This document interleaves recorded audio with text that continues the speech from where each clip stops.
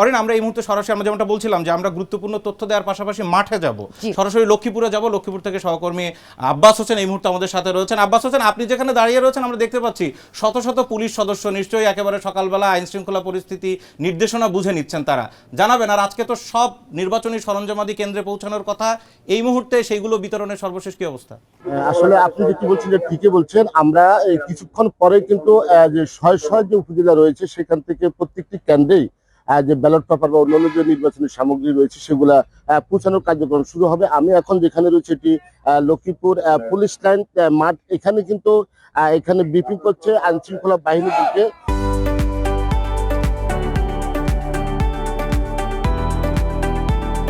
যে কিভাবে প্রত্যেকটি কেন্দ্রে তারা নিরাপত্তা নিয়োজিত কাজ করবেন এবং কি কি করবেন সে ধরনের ব্রিফিং দিচ্ছেন এখানে পুলিশ সুপার যিনি রয়েছেন আবু তারেক সাহেব। এর বাইরেও কিন্তু আমরা দেখেছি এখানে অতিরিক্ত পুলিশ সুপার সহ অন্যান্য যে আইন শৃঙ্খলা বাহিনী রয়েছে তারা কিন্তু কাজ করছেন।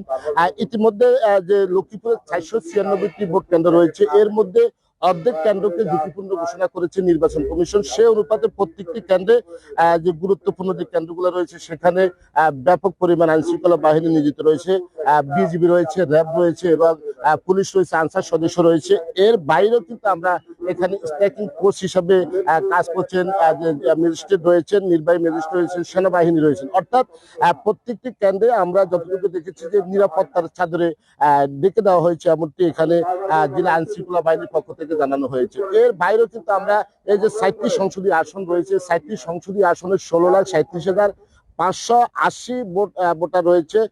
তারা কিন্তু এই যে কেন্দ্রগুলো রয়েছে সেখানে তারা ভোটাধিকার প্রয়োগ করবেন। এর মধ্যে 29 জন প্রার্থী জামাত, বিএনপি, এনসিপি, ইসলামী আন্দোলন সহ 29 জন প্রার্থী তারা কিন্তু প্রতিদ্বন্দ্বিতা করছেন। তবে আমরা যতটুকু দেখেছি শেষ পর্যন্ত জমজমাট যে প্রচার প্রচারণা মাধ্যমে যে এখানে যে নির্বাচনী সেই কার্যক্রম তারা শেষ করেছেন। তবে এখানে আব্বাস হোসেন, একটি জিনিস জানতে চাচ্ছিলাম যে আপনি যেখানে আছেন সেখানে যে এতগুলো ভোট কেন্দ্র আছে, সবগুলো ভোট কেন্দ্রে নির্বাচনী সরঞ্জাম পৌঁছানো হয়েছে কিনা, বা যেগুলোতে পৌঁছানো হয়নি সেগুলো কতক্ষণের মধ্যে পৌঁছানো হবে? আরেকটি জিনিস, আমি আপনার পিছনে বিশাল সংখ্যক পুলিশ দেখতে পাচ্ছি। গতকালকে কিন্তু আইজিপি বলেছিলেন যে কোনো ধরনের কোনো মব সহিংসতা হলে কোনো কেন্দ্রে, সেই কেন্দ্রে প্রয়োজনে ভোট বন্ধ করে দেয়া হবে। এই তথ্যটি বা এই নির্দেশনাটি তাদেরকে পৌঁছে দেওয়া হয়েছে কিনা? না, এই নির্দেশনা ইতিমধ্যে দেওয়া হয়েছে পুলিশ সুপারের পক্ষ থেকে। যদি কোনো কেন্দ্র কোনো ধরনের মত সৃষ্টি করা হয় তাহলে সাথে সাথে ওই কেন্দ্রের বিরুদ্ধে ব্যবস্থা নেওয়া হবে। এটি ইতিমধ্যে পুলিশ সুপার যে আবু তারেক সেটি ব্রিফিং এর মাধ্যমে যারা প্রত্যেকটি কেন্দ্রে আইন শৃঙ্খলায় নিয়োজিত রয়েছে তাদেরকে ইতিমধ্যে নির্দেশনা দেওয়া হয়েছে। এর বাইরে আমরা দেখেছি যে এখানে যে কেন্দ্রগুলো রয়েছে, যে ঝুঁকিপূর্ণ কেন্দ্রগুলো রয়েছে সেখানে অতিরিক্ত পুলিশ দেওয়া হয়েছে। আর আরেকটা প্রশ্ন রয়েছে, সেটি হলো যে কিছুক্ষণের মধ্যে যে লক্ষ্মীপুরে যে 496টি ভোট কেন্দ্র রয়েছে, অর্থাৎ লক্ষ্মীপুর 4টি সংসদীয় আসনে সেখানে যে নির্বাচনী যে প্রচার নির্বাচনী যে সামগ্রী রয়েছে, ব্যালট পেপার, ব্যালট বাক্স বা অন্যান্য যে সামগ্রী রয়েছে সেগুলো কিন্তু পৌঁছানোর কার্যক্রম শুরু করা হবে। এখন পর্যন্ত সেটি শুরু করা হয়নি। এর বাইরে আমরা দেখেছি এখানে যে দ্বীপ অঞ্চলগুলো রয়েছে, শহরাঞ্চলগুলো রয়েছে সেখানে বিশেষ ব্যবস্থা সেখানে ব্যবস্থা করা হয়েছে। যেমন চরগজারিয়া, সর আব্দুল্লাহ বয়স, সর তেলিচর এবং সর কাছিয়া, সর গাছিয়া যে অঞ্চলগুলো রয়েছে সেখানে যেন মানুষ।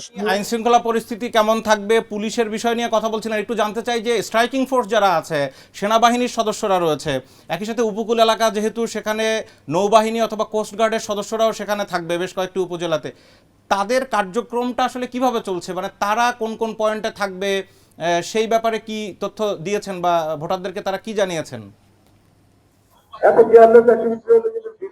এখানে যে শহরাঞ্চলগুলো রয়েছে যেখানে পুলিশ যাওয়া একদম খুব কষ্টকর, সেখানে নৌ পুলিশ রয়েছে, কোস্টগার্ড রয়েছে, তারাই কিন্তু যেমন চরগজারিয়া, চর আব্দুল্লাহ বয়সর বা যে চরাঞ্চলগুলো রয়েছে সেখানে নদী এলাকা রয়েছে সেখানে কিন্তু এরাই কিন্তু দায়িত্ব পালন করবে।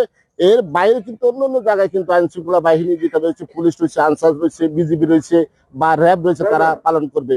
আর একটু আগে আমরা স্ট্রাইকিং ফোর্স হিসেবে যে সেনাবাহিনী রয়েছে, বাংলাদেশ সেনাবাহিনী, তারাও কিন্তু প্রত্যেকটি কেন্দ্রের আশপাশে এবং প্রত্যেকটি জায়গায় তারা কিন্তু এই যে আইন শৃঙ্খলা বাহিনী রক্ষায় তারা নিযুক্ত থাকবেন এবং ভোটাররা যেন নির্বিঘ্নে নিরাপদে এবং উৎসবমুখর পরিবেশে ভোট দিতে পারে সেই ধরনের ব্যবস্থা নেওয়ার কথা বলছেন এখানে যে রিটার্নিং কর্মকর্তা রয়েছেন এস.এম. মেহেদী হাসান এবং পুলিশ সুপার রয়েছেন আবু তারেক এবং জেলা নির্বাচন কর্মকর্তা যিনি রয়েছেন আব্দুর রশিদ, তারা কিন্তু আমাদেরকে এই তথ্য নিশ্চিত করেছেন। অর্থাৎ যেন কোনো ধরনের অপ্রীতিকর ঘটনা ছাড়াই যেন সুন্দরভাবে শান্তিপূর্ণভাবে ভোট গ্রহণ করতে পারে সে ধরনের ব্যবস্থা নেওয়ার কথা বলছে। আব্বাস হোসেন, আপনি নিশ্চয়ই আপনার এলাকার বিভিন্ন জায়গা ঘুরে দেখেছেন, ভোটারদের সাথেও কথা বলেছেন। ভোটাররা কি বলছেন, তারা কি নিশ্চিন্ত কিনা এবং তারা এই ভোট উৎসব নিয়ে কি বলছেন, আমরা একটু সাধারণ মানুষের কথাগুলো জানতে চাই।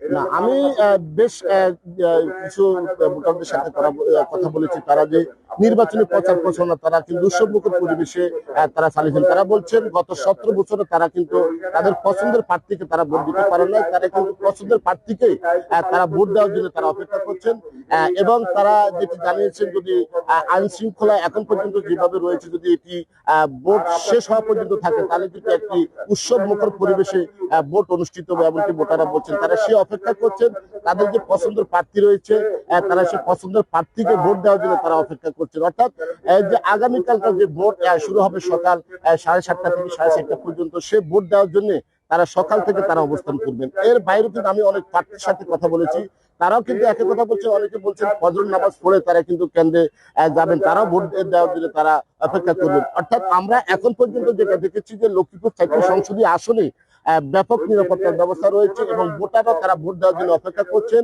অর্থাৎ এখন পর্যন্ত আমরা দেখিনি কোনো ধরনের অপ্রীতিকর ঘটনা সেটি এখন পর্যন্ত ঘটেনি এবং এখন পর্যন্ত উৎসবমুখর পরিবেশে আমরা এই যে ভোটাররা ভোট দেওয়ার জন্য অপেক্ষা করছেন, প্রার্থীরা তারা আগ্রহ। অনেক ধন্যবাদ। আমরা আবারও সারা দিনভর বিভিন্ন খবর জানতে, লক্ষ্মীপুরের বিভিন্ন জায়গায় বিভিন্ন আসনের খবর জানতে আপনার কাছে আবারও ফিরবো।